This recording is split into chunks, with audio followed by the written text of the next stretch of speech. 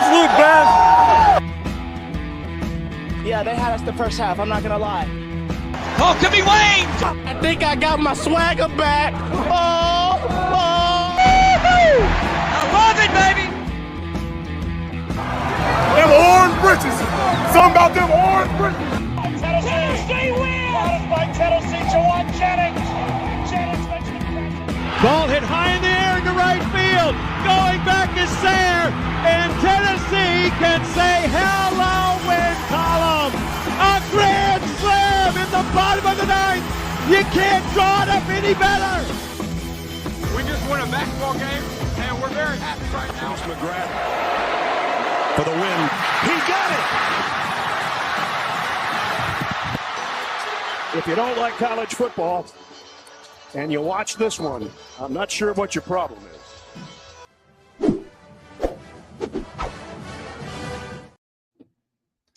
Reddit did to do, and welcome into More Important Issues. It is Thursday, January 18th. We are on the, I would say, the back end of this snowstorm and weather that we talked about the other night in here. If you did jump in the YouTube post game, but we talked about it. I don't know. Is it supposed to rain again? Are we still? Landon's been outside just shoveling everything in sight. Yeah, that my back is killing me. I shouldn't have waited until today. I should have done it like when it first came down because now it's just ice. Yeah, burnt 400 calories shoveling the driveway. Okay. What'd you eat for dinner? Did you splurge a little bit? I just ate a whole frozen pizza. Yeah. Little Tony's? You got that Tony's in you? No, I think it was a Red Baron. Okay. Small pepperonis, little square pepperonis? No, this is a no. You like cheese. I think it is Red Baron. It was thin crust pepperoni, just a round pizza. Okay. I thought we got Red Baron and got surprised by they had like the quarter cut pepperonis and the small cafeteria style pepperoni. I think we got surprised. They have a lot of options. I just went with the regular thin crust and got the other day I got a meat lovers. Okay. Very good. Very Red Baron has it's hard to beat. Red Baron's probably the most improved frozen pizza over the last 10 years. Yeah. And I will say this about frozen pizza, never had a bad one. I've had some bad ones. I don't think I've ever had bad pizza in general. No, I ate it. Yeah, exactly. Like, you're like, that wasn't the best. Sometimes when I eat Little Caesars, I'm like, yeah, like there's better pizza out there for sure, but it did the job. Yeah, it was pretty good. Mm-hmm. Kind of like beating Florida. It's never bad to beat Florida, no matter how it happened, this way or that. It's always nice. Florida even got not as many people there, and still just decided to not show up at all. So. I don't know if this is true. Maybe some other people can comment in about which half full roughly is what I've heard. I'm going to pull up the actual attendance, see what it reported as, which I think Tennessee reports tickets sold, don't they? It said 17,000. Yeah. So they report tickets sold, not tickets scanned. They said the whole lower bowl was pretty much full. I was told roughly about half of Thompson Bowling Arena was there, maybe a little bit more. And I heard a pretty good showing of Florida fans for a week that, getting into Knoxville is probably hard. So they made the trip. Congrats for traveling for that. I hope you didn't have too much fun. I do. Can I admit something? Sure. In a funny way, I kind of feel bad for Florida for having to get into Knoxville. They probably left a little early, to try to beat some of the weather in. They had to probably sit on, they probably had to circle around before getting cleared to land because of the weather on the runway. They had to probably really take their time, maybe take an alternate route to their hotel. There's probably some idiot out there sitting on the bus. Like I was today. They had a rough go of it, and then they show up to Thompson Bowling Arena and get their brains beat in, and it's one of those where you go, oh, poor guys. You don't actually feel bad, because I guess I shouldn't say I feel bad for them. Kind of like we'll talk about in a minute. Part of me feels bad for Alabama, but the Tennessee fan in me is relishing what is happening right now. I don't know if it's just my old age, but I just don't feel bad for teams at all. I've been through so much as a fan that nothing that you say, I'm just like, oh man, like that's unreal. I can't believe that happened because I've been through it. When I say I feel bad, I mean I recognize that what they're going through sucks. Yeah. Okay. But I love it. Yeah. Also, I don't think Alabama's in as bad of a situation as their fans are pretending they are. Yeah. They're just not going to win a national championship. Right. In probably the next at least minimum 3 years. Minimum. Yeah. Whenever they fire this guy. Honestly. But I mean, look at Josh. Josh Heupel saw a mass exodus too, and Tennessee was in a way worse situation. The Bama's coming off of a playoff run. Yeah. I To think pretend that Kalen DeBoer is in just a terrible, just down situation. He's in a situation that every single coach in college football is going to be from here on out. This is the new normal. Yeah, either get with it or get out. I think their fans are overreacting, and I knew they would, and that is going to be the downfall of Alabama, and that I love. Well, I just love that. Now it's their time. They're coming out with is it the Alabama, or that's their NIL collective? Bama or something, whatever that is. Sure, I don't know. And you have their AD on the Paul Feinbaum show basically having a commercial about it. It's like, yeah, you didn't have to use NIL as a recruiting pitch because you're winning national championships left and right. Now you're behind because now you have to use it, and you got all these people in a trailer park that can't afford it. So, dang, I like that. I like that they are learning, and I think they're still in denial about it. But that Nick Saban was the draw over the last 15 years, not Alabama. And I'm not saying Alabama's one of the biggest brands in college football because of Nick Saban. It was already a big brand before Nick Saban. It was a very recognizable brand. But I think like Tennessee learned, you can only go so far on brand recognition. Tennessee over the last 15 years has suffered and only been able to stay bobbing, because we haven't even kept our head above water some years, but bobbing, where some years you're able to keep your head above water because of brand. Right. And if you look at teams like Texas, a premier brand in college football, has until the last 2 years, really this year, what have they had? And they've survived. They've survived on brand. They haven't won on brand. And Alabama's, in their mind, their brand was bigger than all other brands. It wasn't. Nick Saban was a cog in the machine. He wasn't the machine. He's the machine. Yeah. He was the machine. And I mean, it's the same for Georgia. Look at Georgia before Kirby Smart got there. A brand that, because of where they're at, naturally located. They stood on brand. Is that a Eli Drinkwitz joke? Probably. Yeah. Oh, okay. Yeah. But because of where they're located, they have the recruiting base. They have the brand that is the University of Georgia, but they weren't able to win anything significant until Kirby Smart came along. And I know when he leaves in 10 years or however long, or I don't know, they're gonna think the same thing. We're gonna see the same story repeat itself, but we talk about with recruiting and whatnot and why recruiting is so important. It's not about the Jimmies and it's not about the X's and O's, it's about the Jimmies and Joes.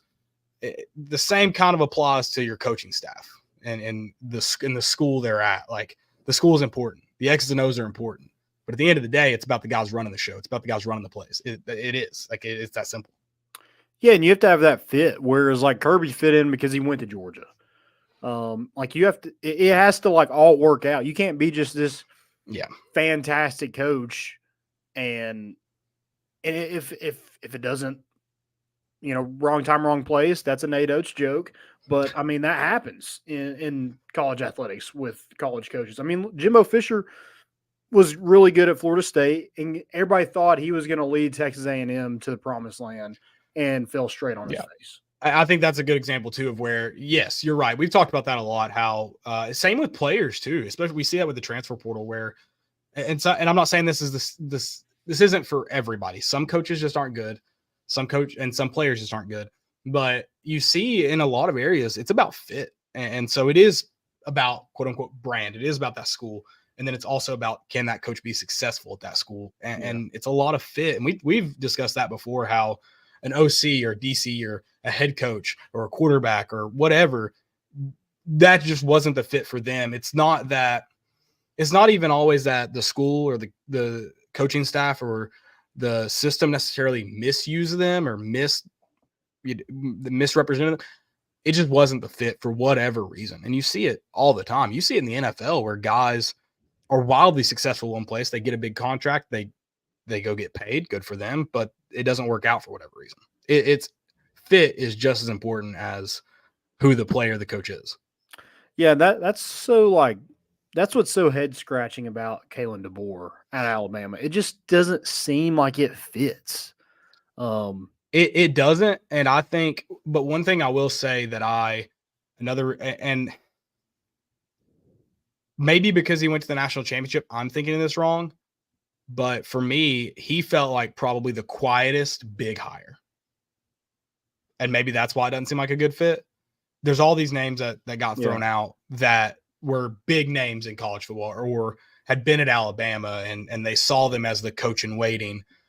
Kind of probably like how we view Kim English, even though he's at a much, well, not now, but he's still at a smaller school than what would be Tennessee. Whereas like Steve Sarkisian, Kirby Smart are at very different paths than that. But kind of how we view that, and we joke, we don't know if that's real. We don't necessarily think that's real. But they view these people that are at big-time jobs as coaches in waiting, whereas Kalen DeBoer wasn't that. Yeah, and I understand he's only lost 12 games in his head coaching career, but how long is he?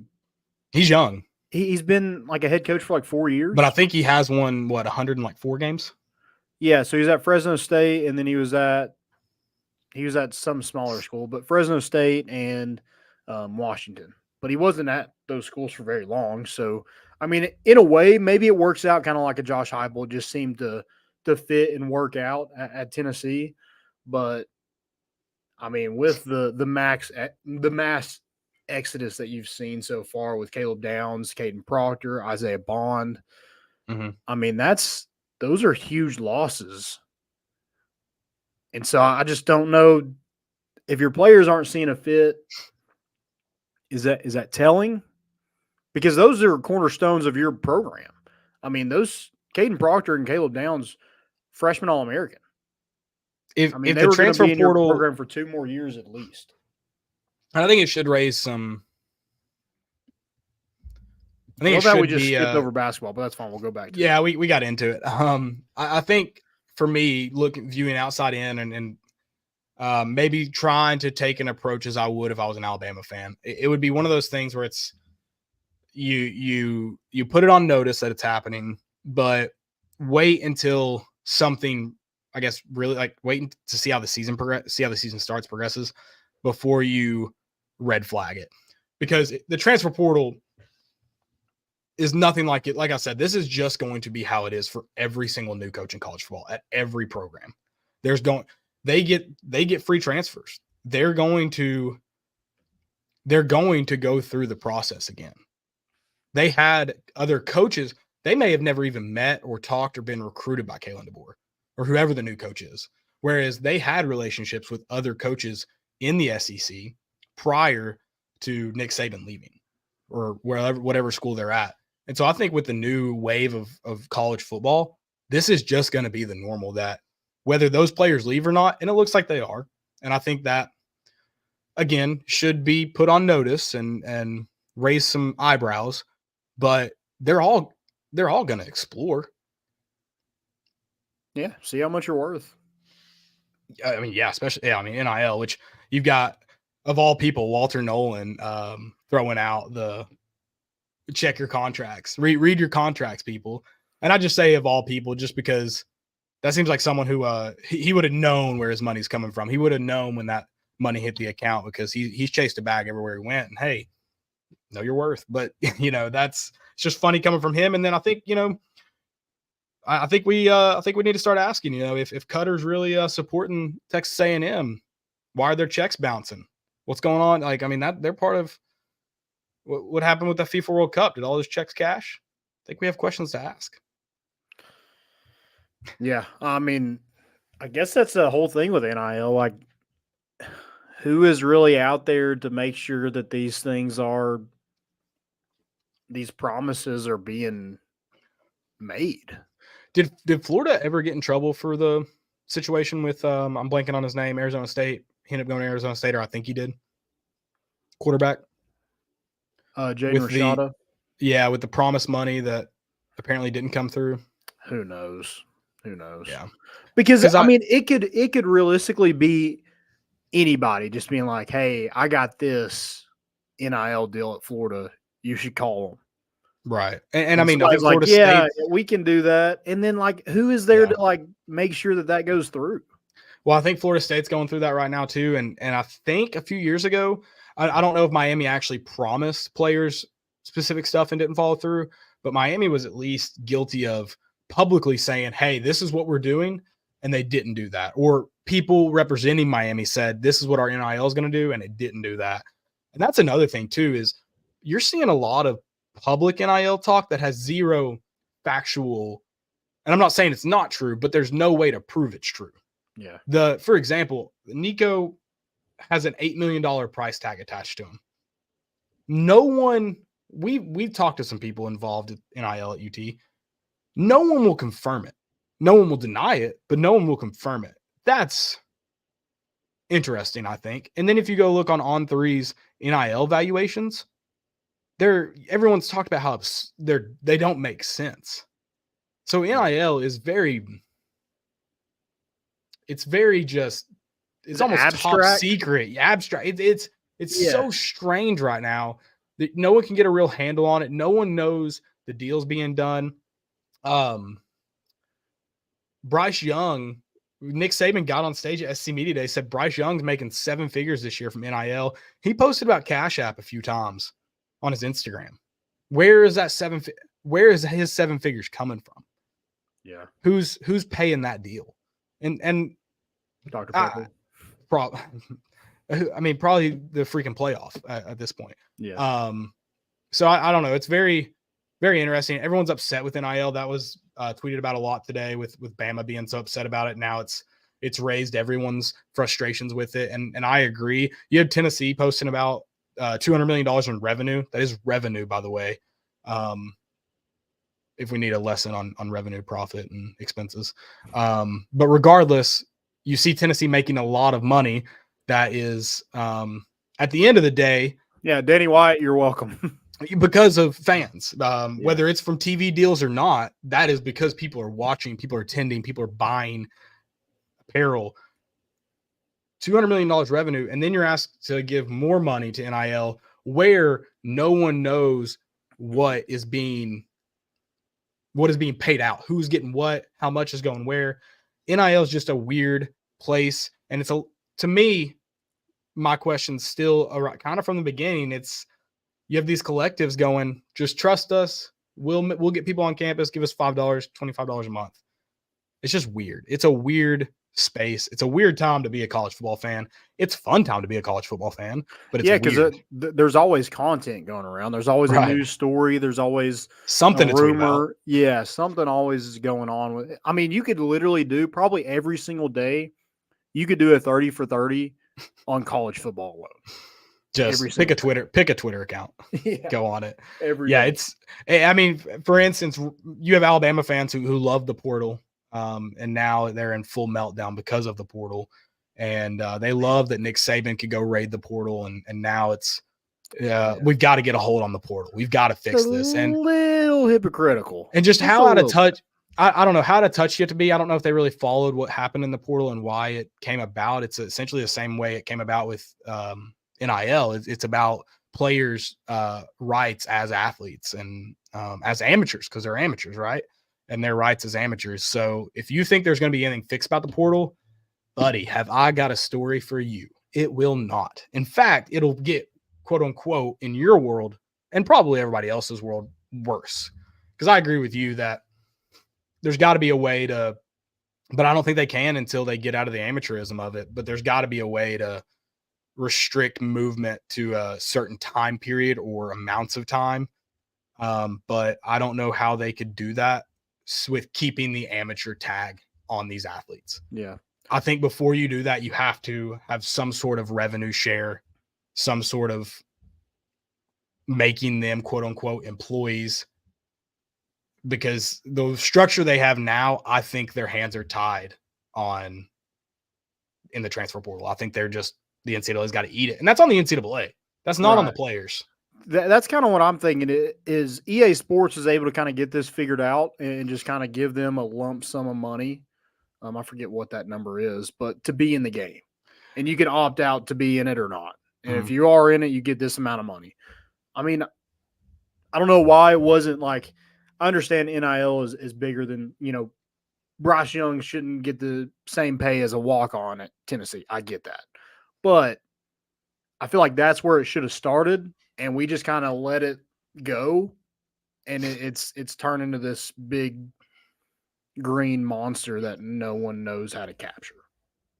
Yeah, which again, it is, to an extent, it is fun. But yeah, it's, and if you're a good program, you benefit from it. If you're a bad program, you're not going to benefit from it. If you have a coach lead, stability is huge in this NIL transfer portal. And I think that's a good thing that benefits Tennessee right now, is like, you're not having a lot of position coaches go elsewhere. You're not replacing coordinators every year. It's been the same staff since Josh Heupel's got here. And that's benefited Tennessee pretty tremendously, just having that stability. When you mentioned stability and coordinators and support staff not leaving and whatnot, I wonder if you're going to see more attempts to go from a head coach who leaves for whatever reason to a coordinator. More attempts at the higher levels. You see it all the time, but at the highest level, and paying. I wonder if you see coordinators getting paid more to stick around, to be the in waiting guy, to try to keep some stability. I don't. That just popped into my head when you mentioned the word stability. You see it fairly often, but I wonder if that happens. And Tyler Huff mentioned something good. We did lose Golish, though. Absolutely. And I think that's a guy who wanted to be a head coach. I don't know if an amount of money could have kept him around, but that is probably something Tennessee wanted to do, was keep him for a lot of reasons, stability being one and transfers being one. But I think it's tough. So, and that was kind of crucial for Tennessee this past season, it seemed like. Yeah. And I think that too. I think we found out that while I've always thought, and I could be 100% wrong, but I think Josh has always been quote unquote in charge of play calling. But I think you're learning that Golish was probably the go-to guy, especially past script, beyond script. And one thing we're having the growing pains Tennessee's having to deal with is Joey Halzle. This is his first year ever calling plays. No matter how involved he was, no matter if he was the final say guy outside of script, he's the guy, he's the eye in the sky. He's the point man there, regardless of what his actual final say is. Mm-hmm. And there's going to be growing pains. I'm interested to see how it goes in year two. I know bowl games can be iffy, and I'm trying not to judge on bowl games, but Tennessee looked a lot more like 2022 Tennessee in the bowl game and was that Nico? Was it Halzle having more time to prepare for an opponent after 12 games of seeing it? Was it Josh Heupel taking the reins more? I don't know, but I'm interested to see. We've got a lot here. Do you just want to answer these? Yeah, I just want to hit on something real quick, though. That's something that's just mind-boggling to me, and I don't understand it. Is like, you can transfer as many times as you want. And I agree, like that shouldn't be the case. But again, I think the NCAA, because they failed to try, that just seems laziness on their part of not wanting to handle all these waivers. And I don't think it's the players. I think you're getting into, yes, handling the waivers, but also, how do you restrict someone who doesn't sign a contract, quote unquote, from moving schools? How do you cap someone's ability to play? And the only way they're tied to playing is no value to them. Like they get no value from sitting on the bench because they can't get paid by the school. NIL, I think these lawsuits came up because of waivers, yes. But there's also no laziness probably on the waiver part, but also no consistency in the waiver part. Sure, yeah. And so I think these lawsuits have come up and they finally had to take a step back because they failed to address it early on when they found out that, all right, like we're going to get the pantsuit off of us. We're going to end up in front of the Supreme Court again. But at this time over the transfer rules, not name, image, likeness. And they just said, all right, we have no power. And I think it boils down to the NCAA, the schools who make up the NCAA, not wanting to profit share. And I don't blame them because that's going to take a lot of structuring, but they should have been attempting to structure this the moment NIL was knocking on the door. Yeah. And instead they said, no, we know this isn't going to pass. We're good. And they were wrong. I just don't see how you can't. Okay, you can transfer. Let's take out the you can transfer whatever you want. You had a free transfer, one. You can transfer if your coach leaves. That's another one. And you can transfer as a grad transfer. Like, those all kind of make sense to me. And then we just added on another thing. Hey, you can transfer whenever you want. It doesn't matter. I just think that doesn't make any sense. Like, if we're trying to like teach kids how, and this sounds really old of me, but teach kids how to like be successful in the real world, so now they're having to take into account taxes and, having amounts of money and stuff like that, how to handle that.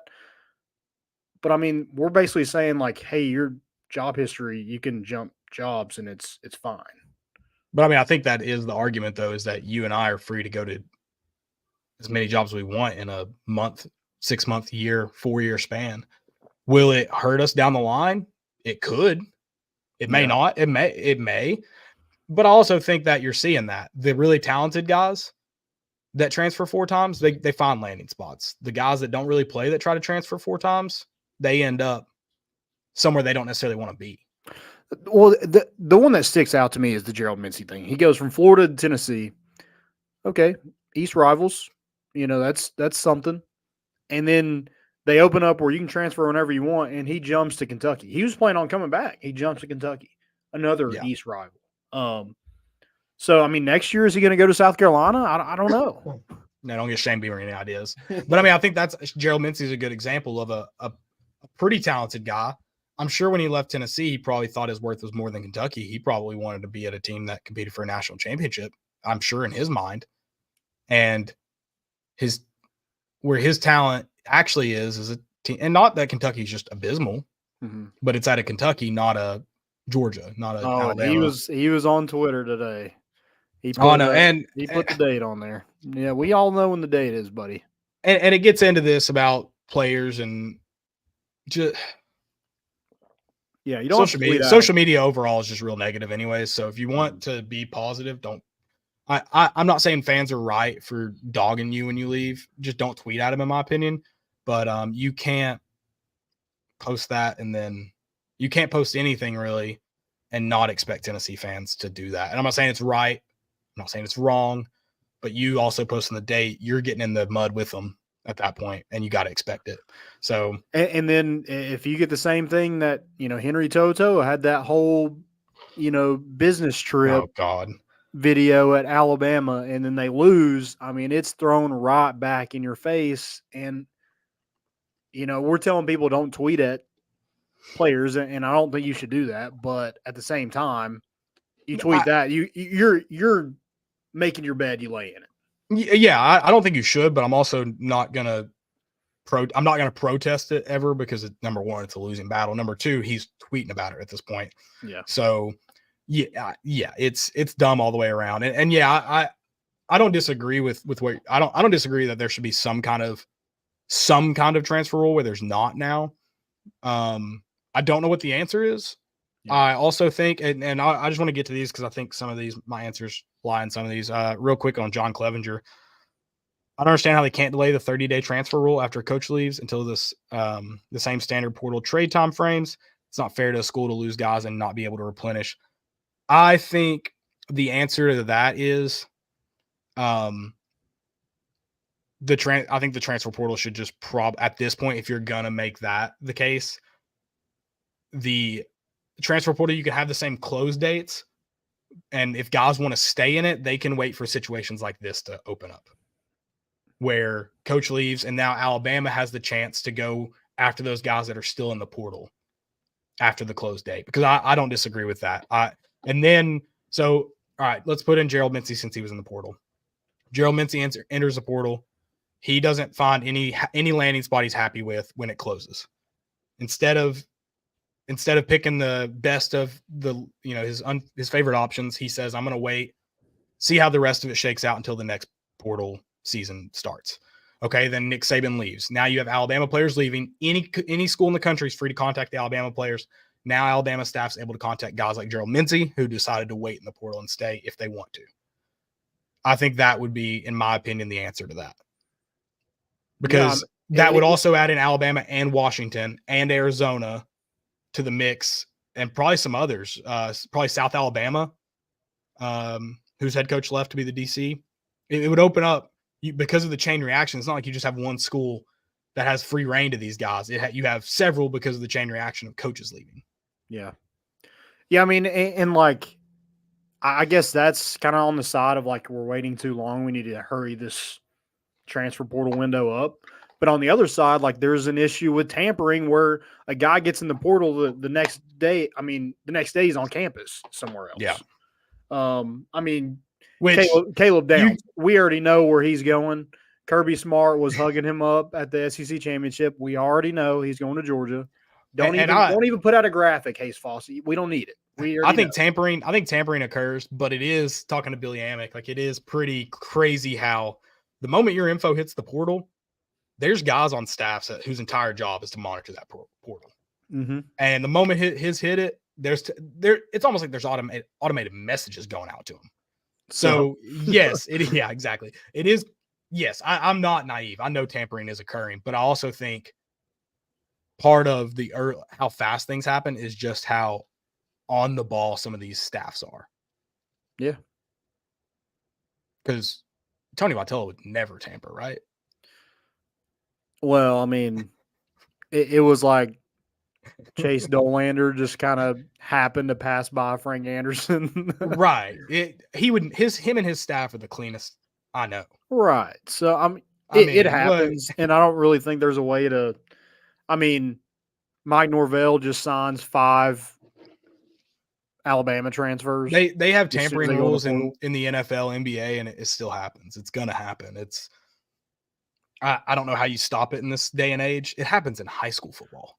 Yeah, I will say this about Mike Norvell. I do think he loves coaching more kids every single year. I mean, he is just like transfer portal, they're gone. Transfer portal, they're gone. Like, he just wants to coach the most amount of kids possible. Mm-hmm. That's Mike Norvell. He 4-year guys, he ain't about that. He don't need that. 1 year. He's all about relationships, not just quality, but also quantity. Yes, quantity. He also just wants to have, like, on the chance that they make it to the NFL, he gets that graphic where it's like all the players Mike Norvell coached, and it's just an abundance of players that he coached them for 1 year. Yeah, we have a tweet like that about Jeremy Pruitt, unfortunately. Yeah, we did. All the Alabama players that he every coached, Alabama player. He technically did, but he was on staff at some point when they were there. And that's the point. Yeah. John Clevenger also said, I don't see what would prevent a salary cap. He goes on to say some other stuff. Sorry, John. Everyone can read. I don't need to read that out loud. I don't disagree that I think a salary cap has to come. I don't know how you do that in the NIL, though.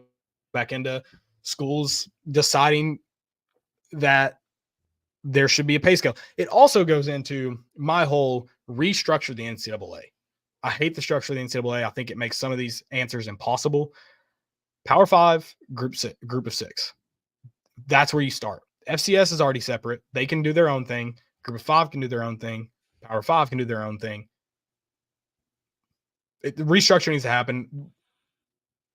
ECU shouldn't be competing for the same championship that Alabama is. It's that simple. Yeah. And I'm not like, that's another absurd thing is we pretend that all these fans have to be in it for championships, and Coastal Carolina is competing for the same trophy that Georgia is. Stupid. And then those guys, then Coastal Carolina suffers because, like, you have really good players, and then They they're become just a farm league. Yeah, they're just handpicked. Just like Alabama before Nick Saban left was handpicking the best players off lower programs, and Yep. that is also a shot at Tennessee. They picked Henry Toto up. Tennessee just was not competing for a championship, so they got to handpick whoever they wanted. Jahmyr Gibbs at Georgia Tech. What was he going to win at Georgia Tech? Nothing. I mean, I guess technically he didn't win anything at Alabama either, but I think at least Georgia Tech has a reason in terms of resources to be competing for the same championship. Yes, they aren't right now the state of their program. They're not going to compete. Yeah. But in terms of resources, they have the ability to. Right. I'm just going back to like Alabama Right. fans are upset about the portal. And that's hilariously yeah. dumb. Yeah. We had a question about that. Burton also like hit a female and he Yeah. transferred from. That's Eric asked, catch me up on some of the losses of players at Bama. I've been under a rock for a couple days. Well, I hope you've been warm under that rock and dry from the snow. Alabama's just losing everyone of the there. Right. Alabama's just losing everyone of the portal because of a coach leaving, and they're all up in arms because they are experiencing everything in college football that everyone has experienced the last three years. And it's good. It's good to see a little karma, retribution, if you will, coming back their way. So yeah, again, going back to stability, that's why they haven't ran into this yet. Right. Is because Nick Saban built a machine. Yeah, held it all together. Yeah. But yeah, they've lost Isaiah Bond, who was a big wide receiver for them. They lost Caleb Downs, first team All SEC, freshman All American, Caden Proctor, their left tackle, former 5-star. It looks like he might go back to Iowa, which he was originally committed to Iowa. But it's also crazy. You have guys just going to Florida State for some reason. I don't know. Well, to be fair, they can go undefeated and still not be in the college football playoffs. Well, we were told if they had more talent across the board, not just a quarterback, they would have been in it. So I guess they're going to go. Okay, that's what they're doing. That's either true or not true. One of the other. other. They're like, you put Alabama in, we're the same team. Yeah, they've got to be in next year. Yeah, they have to be. Kids are getting a scholarship. The school also invests significant money in training, fitness. There's value in what the school offers to at least require a minimum of 2 years for a scholarship. Yeah, I think that's another thing too. Just hitting on the last point there, John. You're also not at the end of the year. You're not guaranteed a scholarship. Landon will know this. Other people who've played college athletics or were recruited and discussed college athletics, that I think is a learning point for the public because it's not talked about, and a learning point for young people who are going to school and being recruited currently. When you get offered a scholarship, that is not a 4-year scholarship. You get a 1-year scholarship. Now, typically you keep it for however many years you want to be on campus, but you're only guaranteed, quote unquote, 1 year. Yeah. They can take that away. They can also, for no reason. Yeah, they do have ways they can take it away in the middle of it if you don't follow rules. But at the end of year one, if they're just like, hey, we want this guy, or hey, you're not cut out for it, they don't have to bring you back and offer you that scholarship. No. Yeah, it's a job, and I don't know. It's madness, and I think that we've spent. I think that's a good answer to the transfer portal. Is there a way for the NCAA to say, hey, we're now going to make you sign 2-year scholarships? The schools have to agree to it. That's what I think. I think if you sign with the school, you should have to sign for at least 2 years. You can't transfer for 2 years.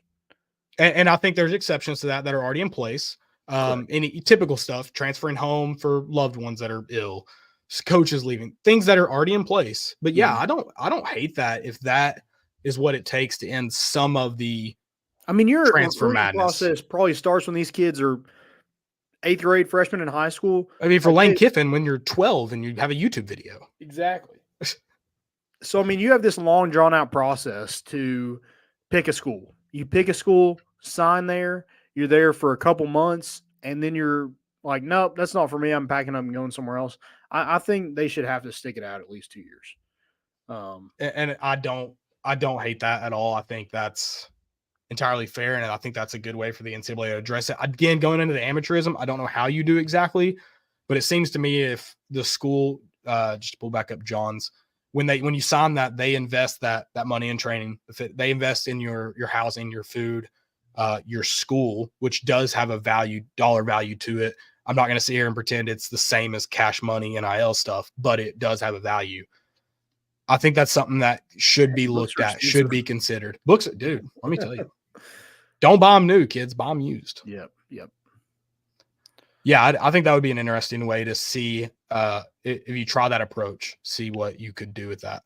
Well, the wild thing about all this is like, I think there's a loyalty thing and just a competitiveness thing for me is like, I don't care how much Alabama's offering me. If I'm worth the amount that Alabama's offering me anyway, other teams are offering a similar amount. There's no way I'm going to Alabama. I'm a Tennessee fan. I'm not going to Alabama. There's no way.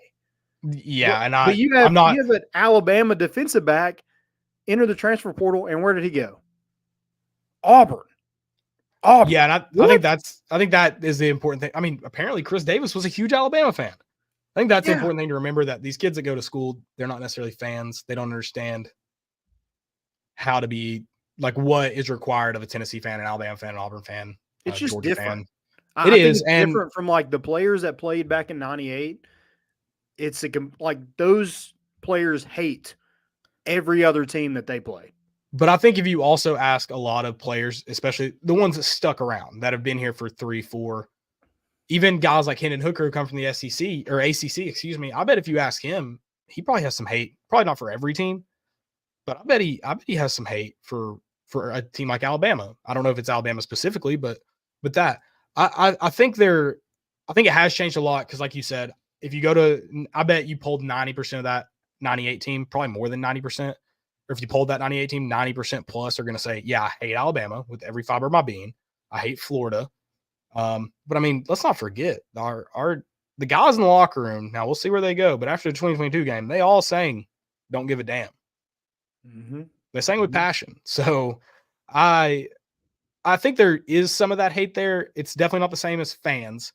But I think to the Gerald Mincy who transfers to Kentucky, understand you can do what you want. It's your life. Go where you think you're worth, blah, blah, whatever. Go where you think you're going to play. And if he wasn't going to start here anyway, that's another thing. Probably that as well. But I still need you to remember, because you are in Kentucky blue, I hate you. Yeah, and hope you the worst. Exactly. And that's just part of being a fan. It's part of sports. If I saw you at the mall, I'm not some of these fans. I'm not going to dog cuss you and make a big deal about it. But if I see you coming through the tunnel, I'm going to let you know. Yeah. Because I'm a fan. And I'm not going to wish ill on your mother. No. Because that's not sports. But I hope you lose badly, and I hope. But like that guy at Nebraska, what was his name? That ended up yelling at him in front of his family. I didn't say anything bad. I just asked him how it felt holding Derek Barnett's jockstrap for the entire game. That's within sports. Yeah. Did it feel bad yelling that at him in front of his mother who watched him get abused for 60 minutes? Sure. But I kept it within the confines of the game. I kept it between the lines. Yeah. Yeah, it's just I mean, Tyler Barron leaves Tennessee, was a starter here, leaves Tennessee, goes to Ole Miss. They've got to be regretting that. Both of them have to be regretting that decision. And now he's at Louisville? It's like, what? I mean, I understand Louisville has Jeff Brom, decent coach. But it's Louisville. Like, they lose to Kentucky like every year. Even when they're good. Hey, they played in the ACC championship game, Landon. Come on. Yeah, it's like playing, I don't know. That's like making it to the playoffs in high school is the ACC championship to me. I think we're going to have to do a whole episode on the state of college football soon. That's what I said. Every day could be a 30 for 30. I think we're going to have to do an entire just after dark something state of college football. Okay. I'm in. Because we've just done it for 45 minutes. And I think I could go on. Right. Yeah, we do need to probably move on. We're gonna get to the Florida game, Dalton Knecht's game, if you will. Real quick though, I do want to tell you guys about some of our great friends. It's Grade A Grounds Coffee. Grade A Grounds, they're a local coffee roasting company in Kingsport, Tennessee. They're owned by two educators, Billy and Kurt. They're both teachers in the Johnson City area. They love coffee. They love community. They love students. It's great coffee, guys. it's been my wake me up this week. I've needed it. I'm sick. This weather's been killer. I've had to battle snow uphill both ways going to work. So I've really needed the wake me up from Grade A Grounds coffee. It's excellent stuff. Make sure you guys go check that out.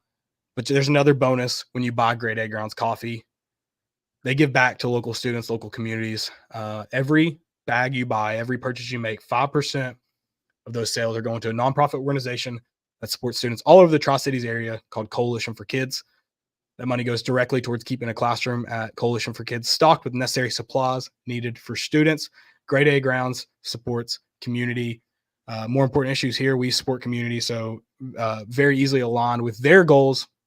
We're really excited to partner with them. Hopefully here soon, bring some of Grade A Grounds, not just the coffee, but also the community to the lower part of East Tennessee here in Knoxville and maybe beyond.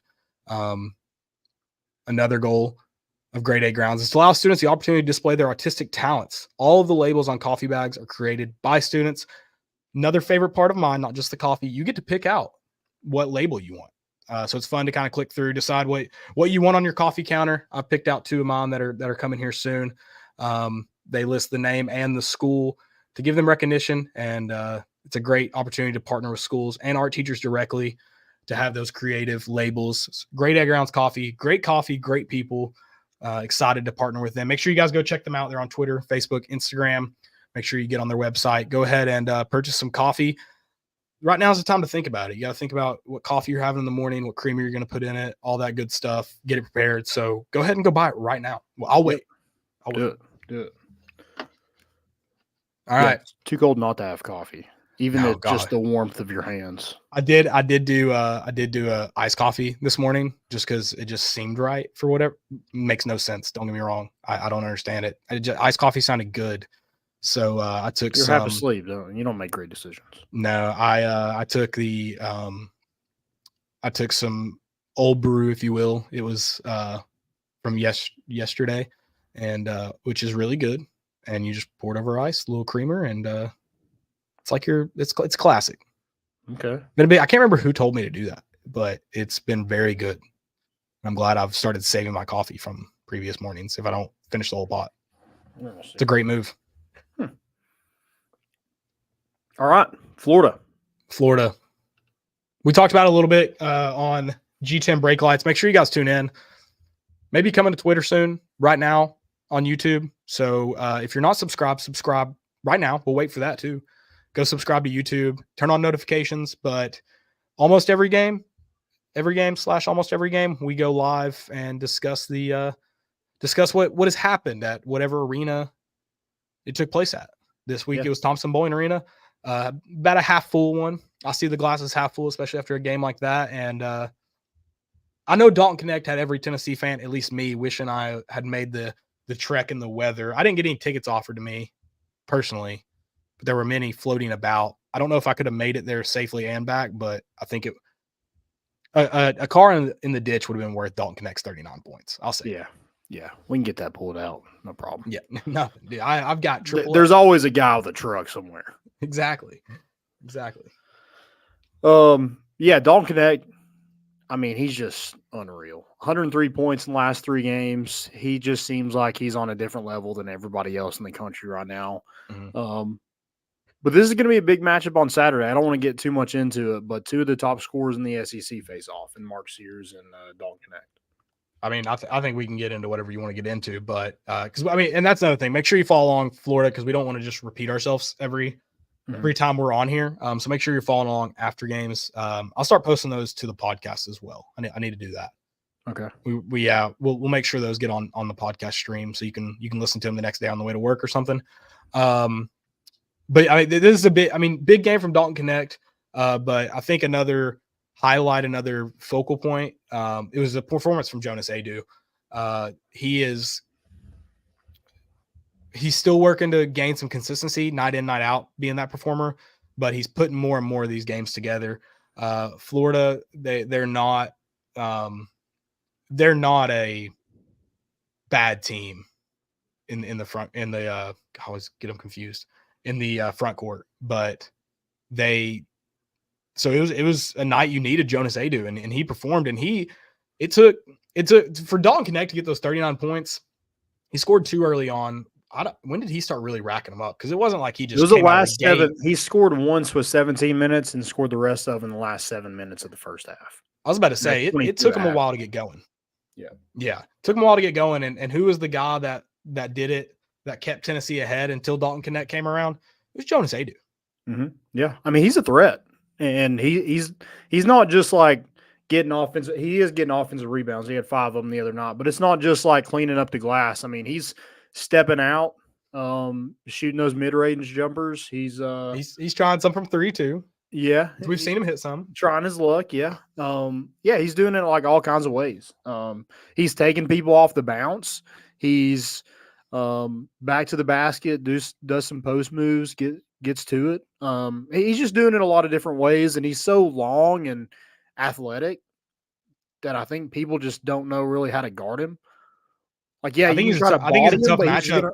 He's just gonna run by you or step out and shoot those mid range. And if you put a smaller person on him, then he's just gonna bully him because he's taller than him. Yeah, his ability to put the ball on the floor this year and make those moves, whether it be facing a guy straight up or back to the basket, him being able to put the ball on the ground and get moving has been a huge asset to Tennessee. And I hope he builds some consistency doing that because going back to the Mississippi State game that Tennessee lost, if Jonas Adu was even part of this Jonas Adu, that's a very different game. They gave you a lot of trouble, those forwards from Mississippi State. I really wish we had this Jonas Adu. And that's why I say he still needs to build some consistency. There's still some nights where he's lacking. But I like that he seems to be getting more comfortable. I don't think he lacks confidence. And so I think Dalton Knecht is obviously the most important piece to this team. Right now, it's Zakai and Adu behind him. Yeah. And going into the season, I did not think that would be the case. I thought Adu would probably be the 5th in the starting rotation. And I knew you would need him because he's your 5. You need him to be big on the boards, be a rim protector. But the fact that we're talking about we're going to need Jonas Adu to score double-digit points every night, a little scary because this will be the first year you've ever needed that from him, but he's building on it, and I like where he's at. Yeah, and he only played 21 minutes the other night and had 19 points. He almost had another double-double. And, I mean, if he's playing 30 minutes, I mean, he might have 32.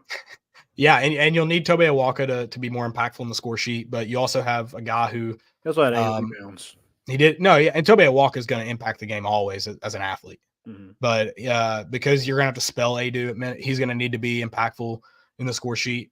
Good news is JP Estrella came in and was impactful in the score sheet, and that's huge. Not that it was a massive game from him, but he was impacting the score sheet where Tobe Awaka didn't.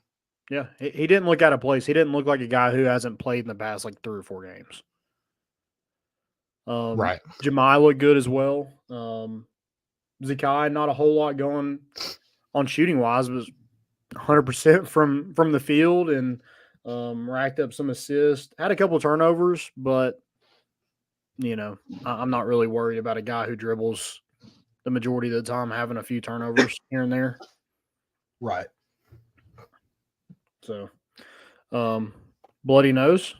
Nope, just a lot of mucus, baby. Okay. But yeah, you're going to need Santi and Josiah to kind of figure things out, hit some shots. They're just not doing it. And I don't know if it's just they're just kind of staying out of the way of Dalton Knecht. I don't know. I just want to see them be more aggressive. And if that takes Dalton Knecht from scoring 39 to 25, I'm okay with that. Yeah, I think you definitely need them both to be more aggressive. I think it's while I don't disagree entirely with what you're saying, I think the nature of just a guy scoring 39 points is going to take away from them some, but it's the minutes he's not on the floor. And maybe that's something we need to pay more attention to. Who's the go-to guy? Who's being the aggressive guy when it's not Knecht? Early on when it wasn't Knecht, it was Adu. And so I think when you've got a guy scoring 39, another guy scoring 19, it's the nature of the beast. And I've been as hard on Josiah and Vescovi as anybody. And I guess I just need to take a step back and look, because when you look at that, there's really not many points out there left. That's true. Yeah. But we also get into their Vescovi's one for 5 from field goal range on a guy that you want to be a shooter. You don't. He only shot 1-3. Yeah, you want his 5 shots to be really. If he's going to take 5, you want him to be really good selections, and you want him to make more than one. And that's another thing, is he shoots a crazy layup late in the second half. That, what are you doing? Yeah. And I don't know if it was because it's late in the game and doesn't matter. I don't know, but Rick Barnes had the same thoughts I did on that one, so I felt okay about that. Yeah, and Josiah, like, I'm being kind of critical here, but with Dalton Knecht shooting the way he is, Zakai shooting well, you don't need him just standing behind the 3-point line the entire time. He shouldn't. His field goal makes and misses shouldn't be the same as his 3-point makes and misses. Right. And that's how it was the other night. And I just think he's so much better than that. He has shown this season he's much better than that. He can hit the mid-range. He can get to the rim.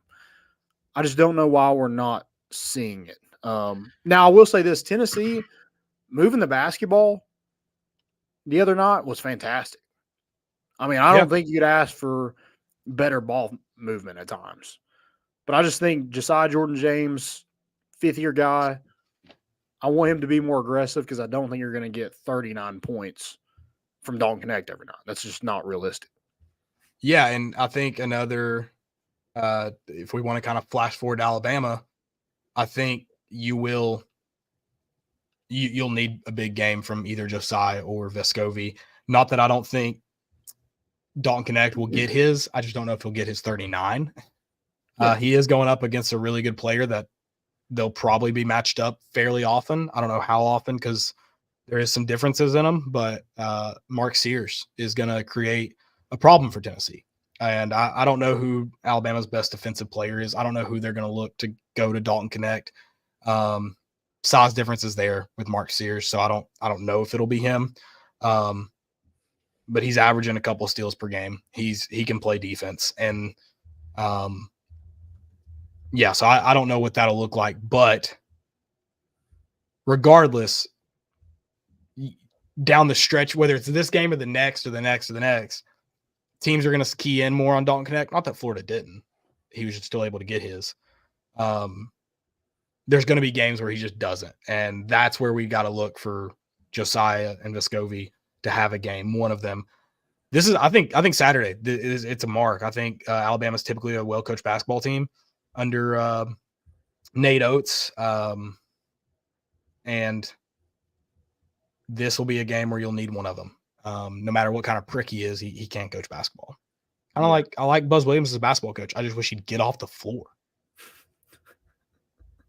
Yeah, same here. Also, if Nate Oates decides to push one of Tennessee's players, there might be an all-out brawl.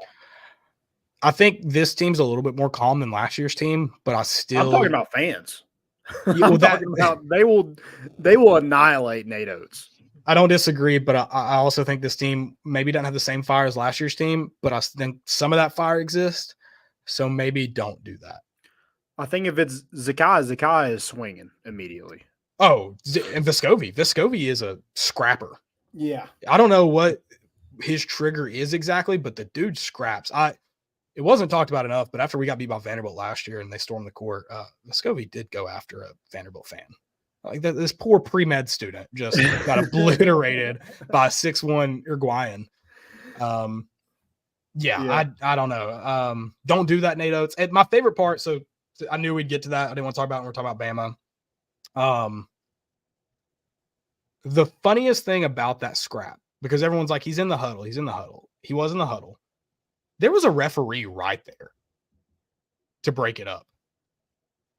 Also, take care of your team, because they're not innocent bystanders in this. I've had my fair share of yelling at opposing coaches as a coach who have felt like they needed to talk to my players. Now I coach much younger players, and so I let them know that they're an adult. They need to act like an adult. But I think it still stands here when you're talking about a 45-year-old guy and an 18, 19-year-old. That, hey, take care of you act like an adult, okay? Act like you don't want to be immature rather than shoving someone. It's also just being emotionally intelligent and knowing that me shoving this person is only going to set them off. Not, oh, I was trying to calm down the situation. Probably shouldn't put your hands on someone then. Yeah, wrong place, wrong time. Because yeah, for sure. Even if you tell them, hey, get back to your huddle, that's another thing. Probably shouldn't do that anyways. Not a good idea. Not going to respond well to that. But you still probably shouldn't talk to them. But I feel way differently if you just tell them, get back to the huddle. Get back to your huddle. Still feel differently. Isn't the same thing. I'll give Wes Rucker his due here. He did have a tweet that said, I wish Nate Oates had done that to Uroš Plavšić. While I wish that, I think Uroš Plavšić might be in jail. So, yeah, it would have been awesome. It would have been funny. But, yeah, that could have been bad. Yeah, I'd hate to see what Uroš would have done because, like, he's one that, like, he was in the game for – He's a Bash brother. Yeah, I mean, you weren't going to get hardly anything from him in the stat sheet except for fouls, but he was going to earn them. Yeah. He also, here's the thing, if Uroš was on that Missouri bench, he would have been at Nate Oates before he got done shoving that guy. He had a keen eye on. Yeah, he would have chased Nate Oates all the way through the tunnel. Like, I think that Kentucky coach what did he do to Zakai? You like bump up to him or something? Yeah, and I think they had to grab Uroš. Oh, yeah. I mean, he was just like, he was kind of like rowing everybody like behind him. He was just like swimming through the crowd to get to this guy. How is that a problem? How do we have a problem? I mean, Woody Hayes, now he did choke slam a Clemson player, but how many years ago have we seen that? And everyone in the universe agrees Woody Hayes is a moron for that. And we still have coaches touching players. Yeah. I don't know. If I'm a player on that team, I'm shoving them out of my huddle before my coach can. That too. But again, also the referee right there. It's one of those where if I'm Nate Oates, I'm pissed at my players for not calming down. Guys, it's under control. Yeah. We don't need to earn a technical here for pride. How does he not get anything? I don't know how neither of them got teed up, honestly. But especially Nate Oates, yeah. Yeah. Also, that smirk had when he it would have been a foul. Oh, that smirk. Oh, that made me want to punch him. It would have been a foul like in play. So how is that not some sort of That's a great foul? I don't understand. Whatever. Nate Oates is if you wear a Brooks Brothers jacket on the sideline, you have the ability to shove people with no retribution. Oh, I'm sorry. He did get reprimanded. That's my favorite part is, so obviously different scenario, but if I'm a teenager, do something dumb, and I know, I'm like, I'm about to go home. My dad is going to lot into me. I'm going to be grounded. I'm going to have to do whatever chore I hate doing, blah, blah, blah. I know it. And if I came home and all my dad did was lied into me, I walked away from that being like, I won that. I won. Whatever dumb thing I did was worth it because all he did was just chew me out. I can take I can take that. Yeah. So Nate Oates he gets a call from Greg Sankey going, you're reprimanded, buddy. He hung up the phone and just smirked again and was like, we won. Yeah. Sankey just slapped the shit out of his wrist and moved on. Yeah. The fact that the SEC even felt it was a right to say we publicly reprimanded him is hilarious. Yeah, that should be if he did something to be reprimanded, he should be punished in some sort of capacity. It's also funny that you just have clear video evidence that for no reason at all, he shoved an opposing player and he gets nothing. Tony Vitello bumped a official. He didn't put his hands on him. He just bumped him. And he got suspended for what? 5 games? 3 games? Something like that? 5? I think 3. That was kind of awesome. Oh, yeah. It was what's his name? Yeah. Well, what is that? He looked like Ben Stiller from Happy Gilmore with that mustache. Yeah. What's his name? I will say, I always thought there wasn't a chance to look good with that mustache. I thought you just had that and you look bad. That's why I thought that dude was so ugly. But then I had that mustache, that Fu Manchu, after Jordan Beck hit that grand slam. I think I look good with it. Maybe I'm wrong. Should I go back to a Fu Manchu? Jeffrey was his first name. Jeffrey, yes. I just like that you can say his last Jeffrey. What was his last name? You can say it around. Macias. You can say it around any Tennessee baseball player, staff member, any of them, and they all just kind of smirk. Yeah. Like, yeah, that guy. Yeah, he's such a piece of garbage. Ugh.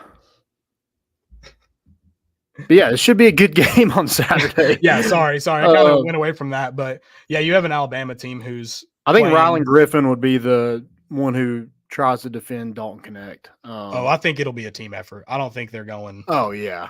I don't that's think this who will probably be... start on him, but, yeah, that's... I think there'll be a healthy mix of Alabama guards.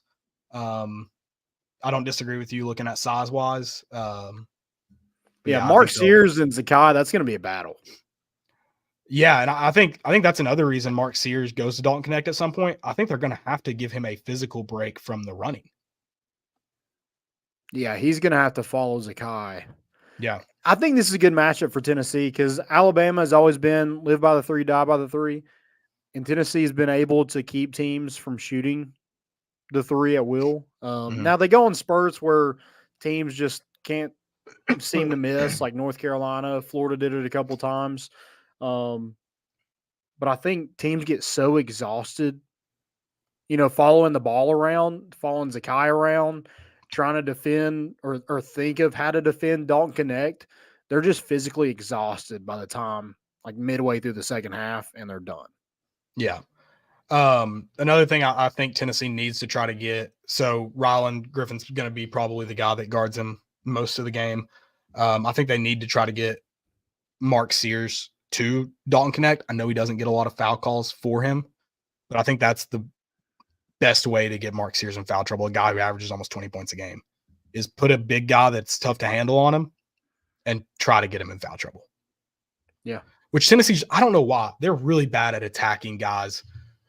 I don't have faith that they can get Mark Sears in foul trouble, a guy that doesn't foul very often, because guys that do foul very often, Tennessee can't just go at him for whatever reason. They can't say, we're going to make you foul us. We're going to make the – and maybe part of the problem is Tennessee starts off so physical that the refs have to hesitate with the whistle a little bit. And that's okay because I think Tennessee needs that to be effective defensively. So maybe that's part of it. I don't know. But I really want to see Tennessee get a prominent player in foul trouble and then go at him. Challenge him. Make Mark Sears play at the basket with Dalton Knecht at some point in the game. Because he's gonna have to foul him at some point if he is. Yeah. Yeah, and I think it's been a weird thing with this team over the past couple of years. They haven't had the go-to guy to just go at somebody, and they finally do. Yeah. They finally do. They have the guy that, like, hey, let's try to get you to 40 points. Right. And they're just feeding in the basketball. Like, they haven't had that in years since Grant. So, yeah, they finally have a score where they're able to just feed him the basketball. Hey, go get to the free throw line. Go get to the rim. And he can do it. Yeah. I'm glad they finally do. I think having a guy that I think is huge for Tennessee. This is a big game for Jemai, too, because I'm sure he'll probably defend Mark's. He'll probably play more minutes than I don't know what he's averaging right now, probably around 15, maybe just under 20 minutes a game. I think he'll play well into 20 this game because of what they'll need defensively. Yeah. He could be averaging more just because Zakiah wasn't full-time beginning. But since Zakai's been back, there's no way he's averaging over 20 minutes, right? He's averaging over 18 right now. So I think he'll play over 18 on Saturday. And Alabama, again, they're a shooting team. They kind of like doing what Tennessee does, play four guards out and have a five in there. It's usually Grant Nelson, who's their five, who's kind of around the same size and weight as Adu. So should be a big game for him too. The lane's not going to be very congested. He should be able to hold his own in there and be able to continue this kind of tear he's on. Absolutely. Also, just go whoop the shit out of Alabama. God, please. It was so much fun beating their best team in Thompson-Boling Arena last year. Yeah. I think this crowd, you should have some more people there. Hopefully some more roads are listen, Knox County government, Knox City government. It is raining now. What I need you to focus on right now, tomorrow morning through Saturday morning, I need every single road cleared in the greater Knoxville area. I don't care about work. I don't care about school. I need people in Thompson-Boling Arena on Saturday. University of we're Tennessee. not here to play school. University of Tennessee. Get some salt trucks out on the road. I need people there. T-Dot, where you at? Get my boy West Rainey on the line. He's going back. I'm serious, guys. I need every road cleared. I need everybody that can be in Thompson and Thompson. This is a big one for a lot of reasons. If you can notch this win going into Vanderbilt, feel really good. Go get Dalton Knecht another 30-piece. Yeah. You need to start making up for that Mississippi State loss is the way to do that with beating a team that's 4-0 in conference play right now. Absolutely. You do have to play this Alabama team again, too, on the road. So I believe that's a weeknight game. We know how weeknight road games are weird. Avoid getting swept by winning this one at home on Saturday. And Alabama hasn't beat a good team yet. Yeah, and looking at the Tennessee schedule is fairly favorable, except for maybe a 3-game stretch towards the end, just because you're not being asked to play a bunch of good teams in a row, really at all.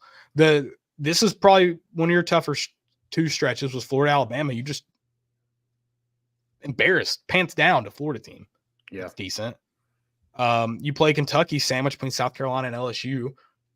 You play A&M, but then you go Arkansas, Vanderbilt again. You get Missouri, A&M at home. Then you go A&M, Auburn, Alabama. That's a tough stretch. But then you get South Carolina, Kentucky. I feel like Tennessee's SEC schedule is fairly favorable. This one becomes really, really important, I think, just because you turn around and play them on the road on a weeknight. Yeah. I'm not saying you will lose that game, but we know how you just lost a weeknight road game to a lesser team. Yeah. Yeah, their defense is really, I know they played good against Missouri. They played good against Vanderbilt, South Carolina, or they barely beat Vanderbilt. They played really good against South Carolina, but lost to Ohio State, lost to Clemson. They got beat by Purdue, lost to Creighton, lost to Arizona. I mean, every big game that they've played, they've lost. So let's keep that trend going, baby. Absolutely. And they're also looking forward to Auburn coming to town on Wednesday night. And maybe I'm just too closely – I've got some friends that are Auburn fans. Why are they so excited about that Vanderbilt win?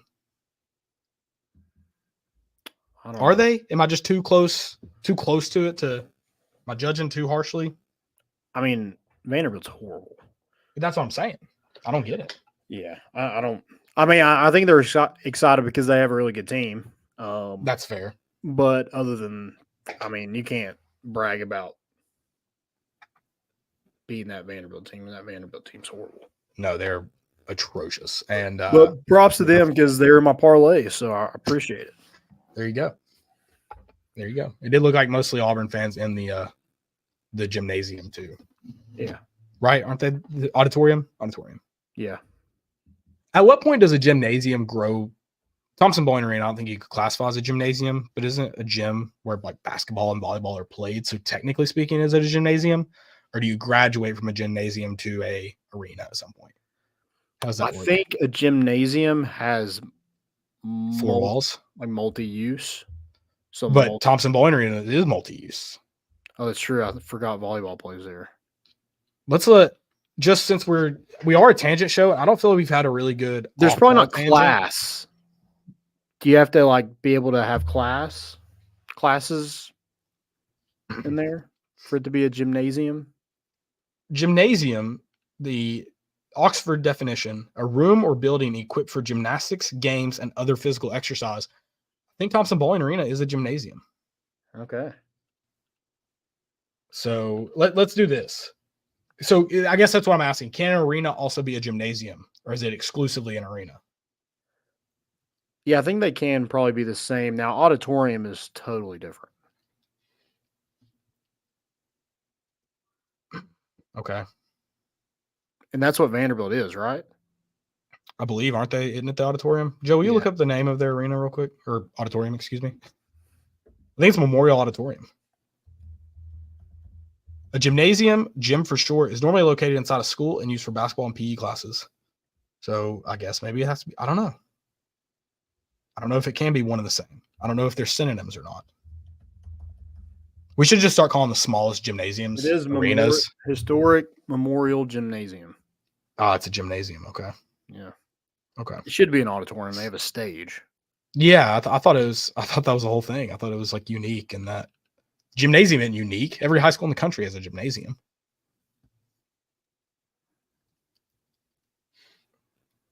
That's ridiculous in my opinion. Honestly, I think auditorium would be a lot cooler. Have you seen? I can't remember who played. Get bored. Like, I understand. Like, you're trying to. Who are we? Who is the memorial for? Is there a guy with the last name Gymnasium? I won't name the school. You could probably guess just because I know this so closely. This school in the Knox County School District built a sidewalk because it was a bad road crossing where a student got hit by a car. So they built a sidewalk, and they named the sidewalk, for example, the student's name was Caleb Mitchell. They named it Caleb Mitchell Memorial Sidewalk. I'm not excellent at memorials, but I think that would imply someone died. The student did not die. In this scenario, Caleb Mitchell did not die, but they named it Memorial Sidewalk. Oh, they didn't die? No, they did not die. And I don't think you can use the term memorial. I think you can only memorialize someone if they've died. I don't know. Maybe I'm wrong. Let me get everyone else's takes on that. Can you memorialize someone if they're still alive?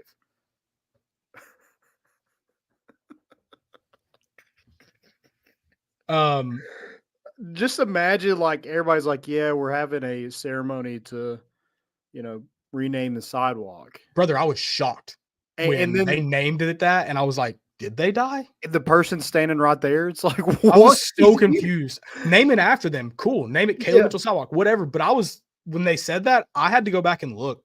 I asked, did this student die? I missed that if they did. They did not. They did not. Real quick. So we're talking about auditoriums. I think auditorium is a cool place to have a basketball game if it works. I don't know if you know this. Radio City Music Hall, famous New York venue. It's an auditorium. I think it's where what are the Christmas people that they do the kicks? Those people, I think that's where they perform. You know what I'm talking about? The Nutcracker? Is it the Nutcracker? Maybe. I don't know. I feel like the Nutcracker's on ice. I could be wrong. Anyways, you know what I'm talking about. I believe they performed there during Christmas time. They held a WNBA exhibition game at Radio City Music Hall. So it was just the fans sitting out away, and then the basketball court was on the stage. If you haven't seen pictures of it, it looks really cool. I thought they played just more than that, so they may have done more than that game. Yeah, it looks like they played. It looks like there was a men's game there at some point. There's another, like we've seen in the NCAA tournament. There's somewhere where they play where it's basically on a stage as well, and I can't remember where it's at.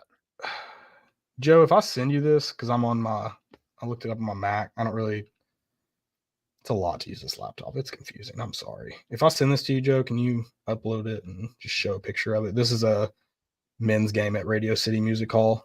It's a very, very cool picture because it's a gorgeous venue. It's a world famous venue in New York, and it's pretty sweet. But I don't know if Joe's available. Oh, is Joe not available? Okay. Well, I'll figure this out. Okay.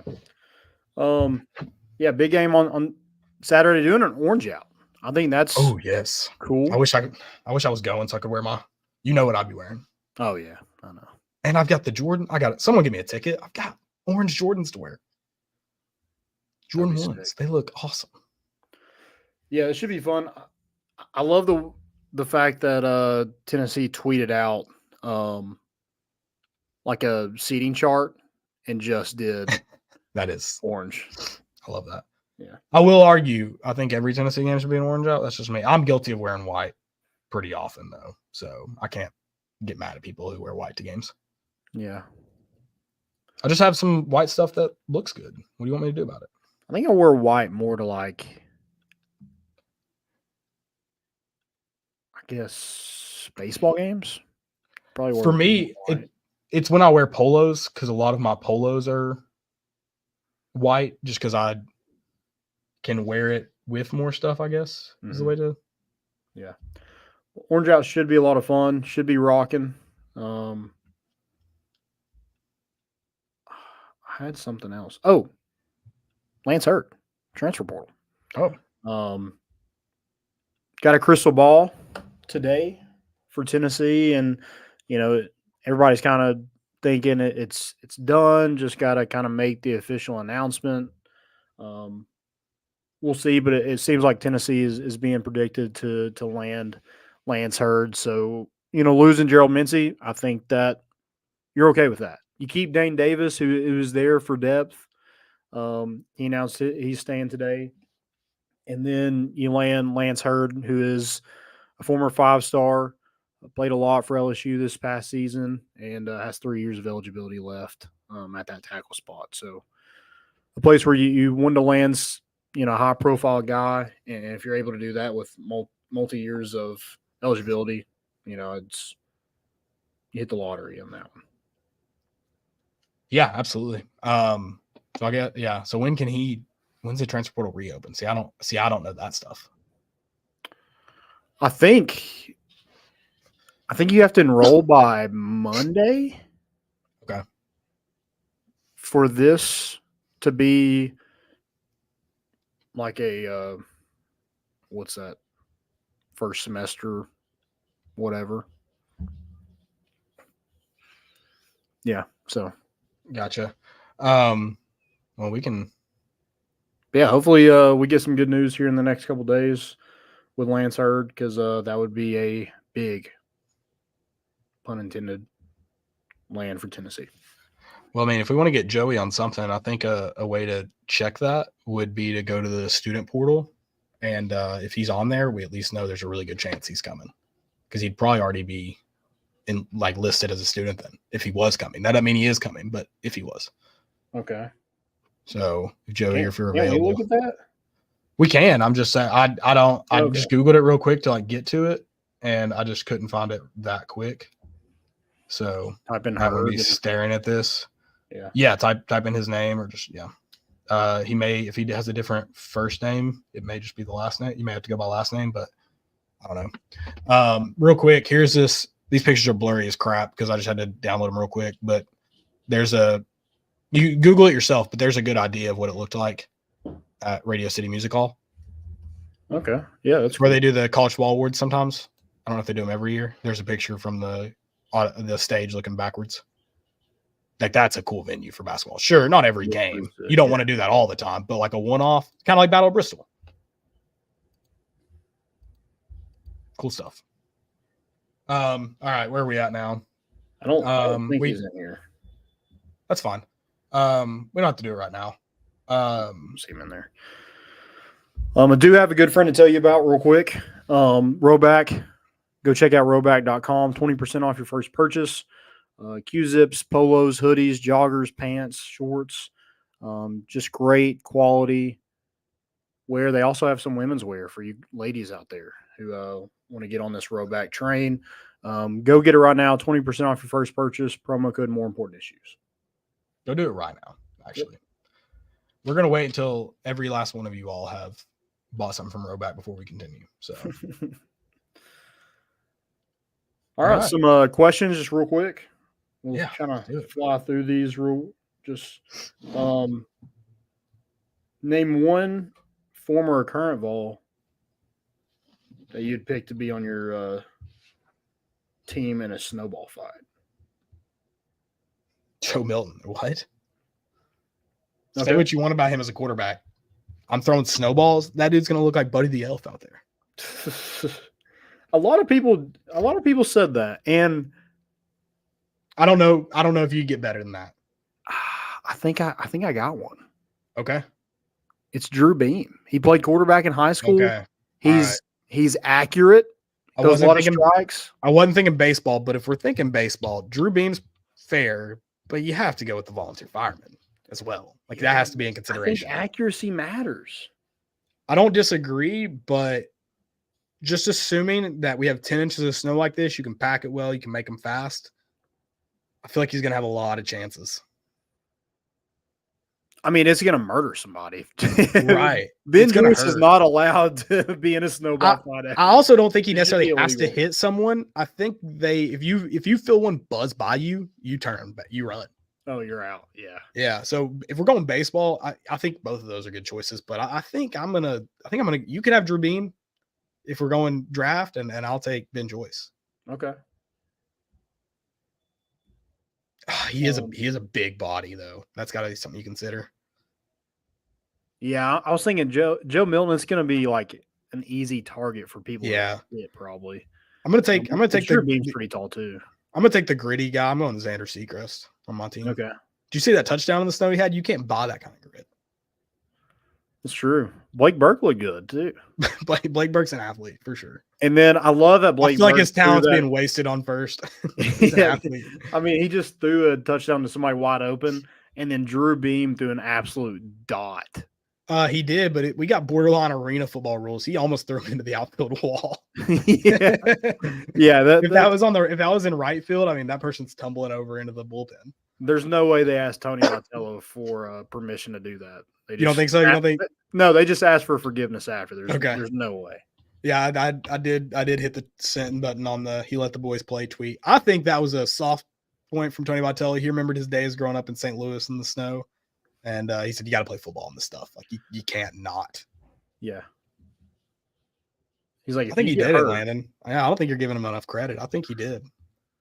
And there was part of me that, like, kind of old man in me is like, I love it, but also, like, please do not get hurt. I think that was probably a selling point for Vitello is he probably rolled the ball out there and just reminded them that if you get hurt, this will never return. Yeah. If you get hurt, I'll kill you. Yeah, you will be murdered at home plate sacrificially in front of the first home crowd. Yeah. Other question. 3 best players you've seen for Tennessee basketball in person. Oh, all right. Chris Lofton. Yeah. Probably Dalton Knecht. I mean, probably too early to tell, but I also don't think it's unfair. Grant Williams is Have up you there. been to the game this year? I saw him play against Tech. He didn't do a whole lot, but Grant Williams is probably up there. I think that was going to be my 3. Was Grant, Dalton Knecht, and Chris Lofton. I'm trying to remember if I ever saw it's like just stellar, someone like Juwan Smith performance, someone that was really good, maybe Flulal. You don't necessarily remember him. But I wish I could. I mean, I definitely saw him play. I'm just trying to think about a stellar performance from someone like him. John Fulkerson. Yeah, he's up there. I mean, those are easy 3, but those are also super recent. I'm trying to think early years. If there was anybody, CJ Watson. Yeah, he was up there on some people's list. Some people said Wayne Chisholm. Wayne Chisholm's probably up there. I was getting into him, dude. Those teams they were just dogs. Major Wingate, Duke Cruz, Tyler Smith, Jawan Smith. I mean, some of the performances that Darnell Stokes put up, Tobias Harris put up. I mean, watching Tobias Harris was a guy that you knew wasn't going to stay past his first year, but you thought with Konzo there was maybe a chance, or with Bruce there was a chance he stays. God, I was thinking about it. I mean, Dalton Knecht had 103 points in the last 3 games. I think there was a 3-game span. There probably has to be where Konzo Martin didn't score 103 points. Probably not. Probably not. Yeah, I mean, some of those dudes are really good. I definitely some recency bias on my list. Jordan McRae was up there probably. McRae, Josh Richardson. Yeah. I mean, Admiral, I guess you got to put in that conversation too. Yeah. Yeah, there's quite a bit. I thought that was an interesting kind of question out there. Don't really have a lot else. Appreciate you guys listening, I guess we got stupidity real quick. Mine is going to be the NCAA. They granted, and I don't care what you say, like I understand like things happen, life happens. They granted a guy his 9th year of eligibility. Ninth? Oh, McCormick. Miami tight end? Yeah. I did say 9th year of eligibility. I mean, he was in the same recruiting class as Jalen Hurts, Nick Bosa, all those guys. 2016. That's insane. He's been in college longer than – I mean, we went through 3 head coaches by then.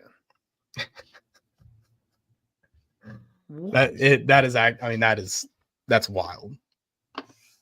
And he was like, yeah, I'm coming back. I want to make it to the NFL. Buddy, as soon as you get to the NFL, it's going to be time for you to retire. Yeah, which, I mean, hey, good for him, you know. I mean, there's already guys – I mean, that Jalen Hurts, is he even in his prime anymore? I think people are asking. It's just crazy. That is 9. He's 25 years old. Has he had just 4 injuries and COVID or something? What happened? Yeah, he broke his leg, and I think that, and then COVID, and then there was another injury. Yeah, I mean, he's dealt with a lot of injuries, but my God, at some point you're just like, Miami must be just paying. Yeah, I guess. Yeah, yeah, he's like, I'm making money. I guess I mean, hey, if you can go to school in Miami for 9 years, who's not gonna do that? Yeah, I mean, everybody wants to go see the guy who's got a full 401k and NIL money. I think it's Mark Nagy that says stay in college forever, and that guy will listen to Mark Nagy. Yeah, he's enjoying it. He must. We've already talked about mine too. It was Gerald Mincy tweeting the date, and then it was Alabama fans just being torn up, getting receipts pulled. Both of them just really stay off Twitter. The internet lives forever kind of deals. Yeah, bad stuff all around. Mine is I got one more. It's Rodney Terry, the Texas basketball coach, just yelling at UCF players because they do horns down. Guys, yes. Texas is going to be an all-out in shambles when they get to the SEC and just have to deal with these kind of fan bases. Oh, my gosh. It's so just – I mean, just soft. Yeah, it's bad. That's classless. Dude, it goes back into not talking to other players. If you're upset about it and you think it's classless – go complain about it later. Quit talking to opposing teams' players. My God. Yeah. It's ridiculous. Also, you don't want them to say it, beat them. Also, your players aren't allowed to do the horns up then. They can't do the horns if you don't want people to do horns down. Sorry. That's classless. That's such – what a baby. God, nothing hits more than the – Yeah. Also, I had to look up who Rodney Terry was because – Shaka Smart or Chris Beard isn't at Texas anymore. Chris Beard didn't want to be. Well, maybe not want to be. He probably doesn't want to do what Chris Beard did, but maybe, I don't know. Maybe he does. Maybe he yells at Chris Beard too for being classless. Yeah, for real. Choking your wife, we'll let it live, but horns down, fireable offense. Don't you dare. All right. Big show. That's all I got. Yeah. Love to see it. We'll be back Sunday for sure. Saturday, maybe. We'll talk about it. Yeah. Also go check out, we have a hat giveaway, little icy hat. So go check that out, and we'll be giving out 2. So go retweet that. Make sure you're following University of Traditions. Make sure you're subscribing on YouTube. We're going to try to get some more YouTube content out there, just kind of build that up a little bit. So please subscribe if you will. And thank you guys. Have a good rest of your week. We're bringing the boat in, and we out.